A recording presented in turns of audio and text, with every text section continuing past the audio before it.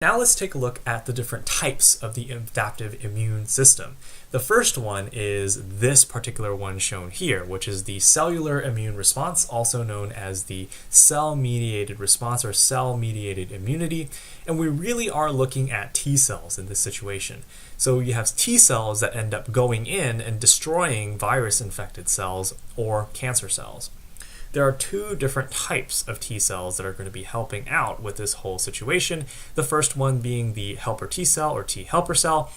And the T helper cell is the coordinator of the immune response. It's going to end up binding these MHC2 system, and it's going to be interacting with a few cell types, for instance, like antigen-presenting cells like macrophages.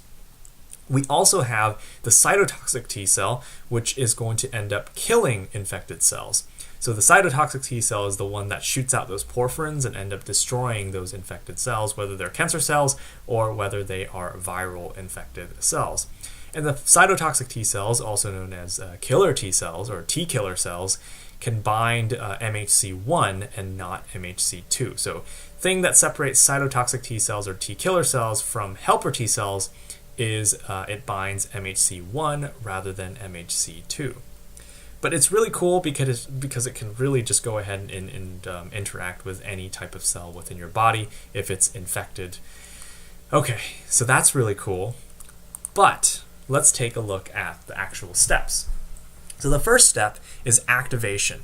You have a helper T cell that's going to recognize an antigen MHC2 system on a macrophage or some other cell.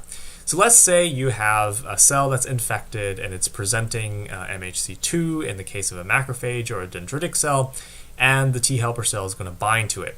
The T helper cell is then going to be activated. It activates, it's going to proliferate, it's going to differentiate and clone itself, and then eventually it's also going to release cytokines and other types of chemicals to activate the cytotoxic T cell. So the T helper cells is going to activate the cytotoxic T cells nearby.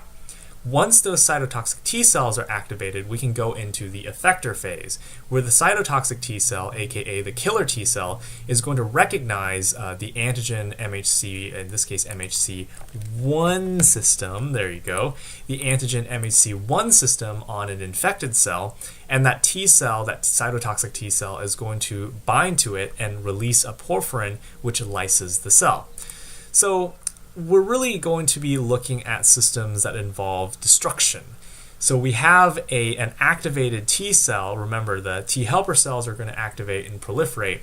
They're going to release chemicals that are going to activate killer T cells, and this killer T cells, aka cytotoxic T cells, are going to bind to the MHC1 system of an infected cell, and then it's going to release these porphyrins that are going to end up drilling their way into the infected cell, and that's going to end up destroying the infected cell.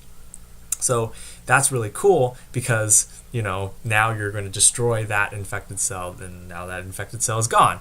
And then, of course, it can move on to destroy other infected cells if need be. So this is really kind of the breakdown of the cellular immune response.